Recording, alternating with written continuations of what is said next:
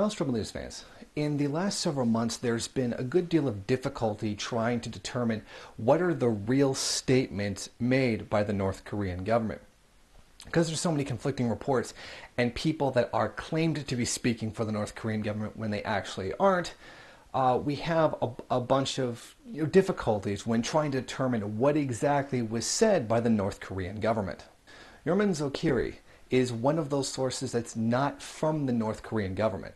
It's from a group of pro-DPRK people in China, but they're not affiliated with the North Korean government.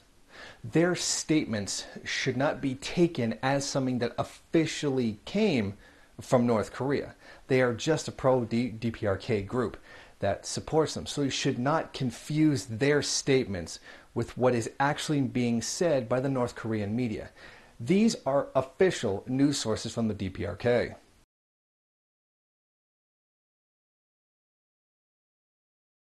During this period of increased imperialist aggression by the United States, it's important that we correctly identify the real news sources from North Korea so we don't end up with distortions and, well, frankly, outright statements that they never actually made. It's important to keep these real things in mind, these real news sources, because we know the bourgeois media, the Western media, whether liberal, conservative, or what have you, are not going to give us the truth about the DPRK. In fact, they can't even get the statements made by the government right and keep changing them to say something else. And because, well, the Western public are complete fools on what the DPRK is, they just go ahead and believe it.